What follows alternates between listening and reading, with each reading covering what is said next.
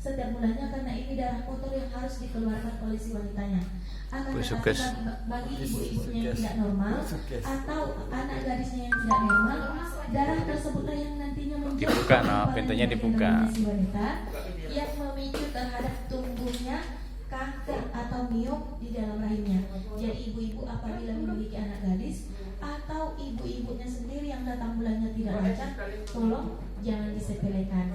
Kita masuk kepada materi yang ketiga, yaitu kanker payudara. Adapun wanita yang berisiko tinggi terkena kanker yang ada di payudaranya,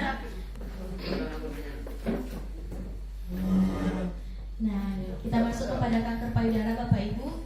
Adapun wanita yang berisiko tinggi terkena kanker yang ada di payudaranya, poin pertama yaitu wanita yang tidak mau menyusui. Yang kedua, wanita yang mau menyusui hanya dengan sebelah payudaranya saja.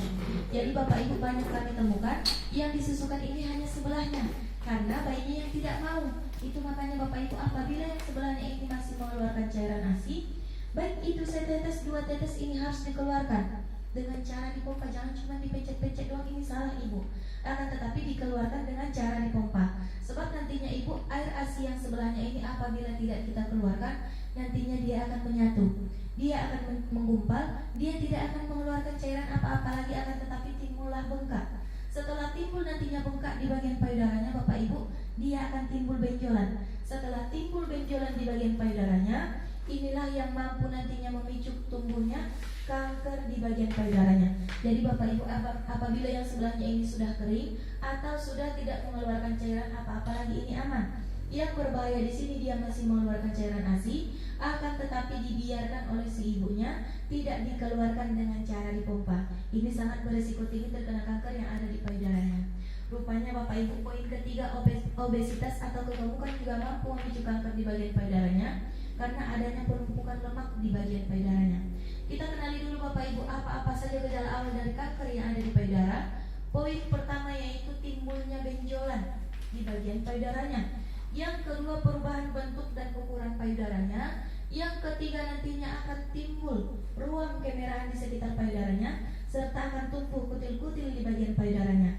Poin nomor 4 ini nantinya Bapak Ibu apabila si ibunya sudah parah, pas ibu-ibu pincit puting susunya ini mengeluarkan cairan berupa darah dan nanah, dan mampu juga mengakibatkan rasa yang amat sangat gatal di dalam dan di luar kulit payudaranya. Seperti inilah Bapak Ibu payudara yang sudah terkena kanker. Bisa kita lihat Bapak Ibu payudaranya sudah membengkak. Bisa kita lihat Bapak Ibu sudah timbulnya ruang kemerahan, serta sudah tumbuhnya kutil-kutil di bagian payudaranya, serta sudah tumbuhnya benjolan di bagian payudaranya. Yang seperti ini Bapak Ibu banyak sekali kami temukan di kalangan masyarakat. Ibunya tidak mau diperiksakan, alasannya malu, takut dioperasi, tidak ada biaya. Yang seperti ini Bapak Ibu apabila tidak segera kita tangani, apabila tidak segera kita obati, dikhawatirkan nantinya akan pecah seperti ini. Kalau sudah pecah seperti ini, siapa yang rugi? Padahal yang tadi masih bisa kita tangani. Kalau sudah pecah nantinya seperti ini, dia akan habis seperti ini. Kalau sudah nantinya habis seperti ini Bapak Ibu, dia akan menjalar ke bagian ketiak. Di bagian ketiak dinamakan dengan kelenjar getah bening. Kelenjar getah bening ini bisa menyerang kaum bapak-bapak, bisa menyerang kaum ibu-ibu, bisa menyerang kaum anak-anak. Ada 3 lipatan tubuh yang bisa diserang yang namanya kelenjar getah bening. Yang pertama di lipatan leher, yang kedua di ketiak, yang ketiga di selangkangan paha. Nah apabila Bapak Ibunya nantinya melihat penderitanya ada benjolan di bagian lehernya, ini dinamakan dengan kelenjar getah bening. Apabila Bapak Ibunya nantinya melihat penderitanya ada benjolan di bagian ketiaknya, awal mulanya dia akan merambat, menghabiskan bagian depan dulu. Setelah bagian depan nantinya habis Bapak Ibu, dia akan merapat menghabiskan bagian belakang seperti ini.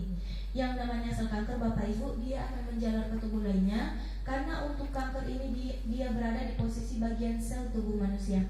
Sel yang dari atas kepala kita sampai ujung kaki itu semua tersambung.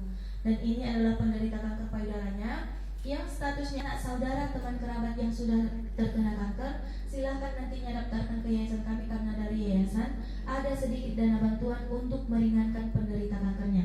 Seperti ini juga yang kami berikan terhadap penderita kankernya. Ibunya sudah terkena kista di bagian rahimnya, itu makanya perutnya membuncit. Nah, Kita masuk kepada materi yang terakhir, yaitu cara menghindari kanker dan tumor. Cara menghindari kanker dan tumor ini Bapak Ibu ada dua cara. Yang pertama dari luar, yang kedua dari dalam. Kita bahas dulu cara yang dari luar Bapak Ibu. Poin pertama, dengan cara lakukan pola makan yang sehat dan teratur. Yang kedua, konsumsi makanan yang berserat tinggi seperti buah dan sayuran. Yang ketiga, kurangi makanan yang berlemak tinggi seperti daging merah dan jeroan. Yang keempat, hindari makanan yang mengandung zat pengawet. Yang kelima, lakukan olahraga secara teratur. Apabila kelima poin ini Bapak Ibu sudah kita laksanakan dalam kehidupan sehari-hari, insya Allah tubuh dan badan kita ini terhindar dari yang namanya kanker dan tumor. Akan tetapi Bapak Ibu, dari survei yayasan kami kepada masyarakat, yang sulit kita hindari untuk zaman sekarang berada di poin nomor 4, yaitu hindari makanan dan minuman yang mengandung zat pengawet.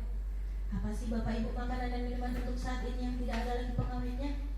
Makanan-makanan instan, minum-minuman instan, sampai sayuran-sayuran yang cantik-cantik kita lihat di pasaran, buah yang segar-segar kita lihat di pasaran, itu besar kemungkinan sudah disirami dengan pestisida. Seperti yang masih ibu-ibu gunakan di rumah masing-masing pada saat waktu memasak, masih menggunakan Masakomicin Royco. Hari gimana kita coba dulu kita gunakan untuk 3 hari.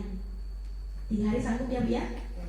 Dicoba, kita coba. Setidaknya kita tidak bisa menghilangkan sama sekali, setidaknya kita mengurangi yang namanya pengawet.